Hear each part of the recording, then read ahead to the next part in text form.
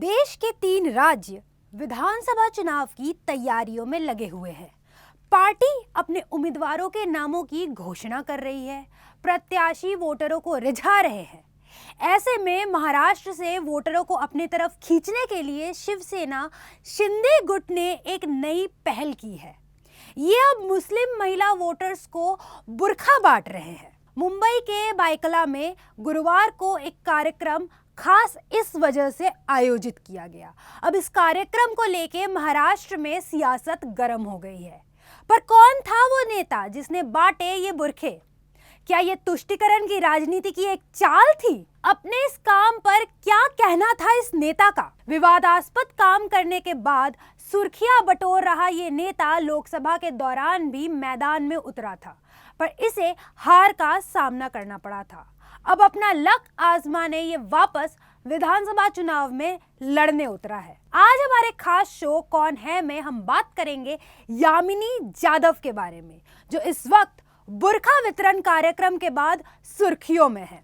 इस कार्यक्रम के बाद उनका क्या था बयान, हम इस बारे में भी जानेंगे। पर पहले आपको बता दें कि वो शिवसेना शिंदे गुट से कैसे जुड़ी। यामिनी के पति यशवंत जाधव बृहन्न मुंबई महानगर पालिका की स्थायी समिति के अध्यक्ष रह चुके और एक वक्त था जब ये दोनों उद्धव ठाकरे के काफी करीबी थे। पर जब एकनाथ शिंदे ने शिवसेना से बगावत की और शिवसेना शिंदे गुट का निर्माण हुआ तो यामिनी ने एकनाथ शिंदे का साथ दिया। साल 2019 से बायखला की विधायक यामिनी ने अपना राजनीतिक सफर साल 2014 में मुंबई नगर निगम पार्षद चुनाव से किया था। उन्होंने शिवसेना के टिकट पर यह चुनाव लड़ा और उन्हें जीत हासिल हुई, जिसके बाद 2019 में पार्टी ने उन्हें बायखला से विधानसभा चुनाव लड़वाया और मुस्लिम बहुल इलाका होने के बावजूद उनके सामने 2014 विधानसभा के दौरान विजयी हुए AIMIM के प्रत्याशी हार गए। इसके बाद 2024 लोकसभा चुनाव के दौरान पार्टी ने उन्हें दक्षिण मुंबई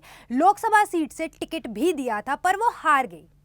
पर उससे भी पहले उन पर मनी लॉन्ड्रिंग के तहत 1 करोड़ रुपए के घोटाले का आरोप भी लगा है। ये घटना साल 2022 की है और उस दौरान उनके घर ईडी का छापा भी पड़ा था और उनके खिलाफ जांच भी हुई थी।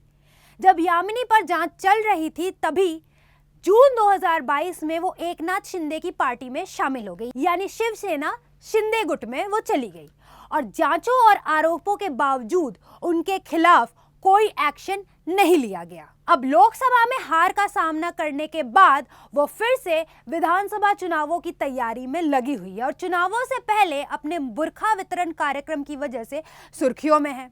जहां एक और शिवसेना उद्धव गुट और बीजेपी उन पर इस कार्यक्रम के चलते निशाना साध रही है, तो वही यामिनी का कहना है कि ये वितरण आगामी राज्य चुनावों को ध्यान में रखकर नहीं किया जा रहा है।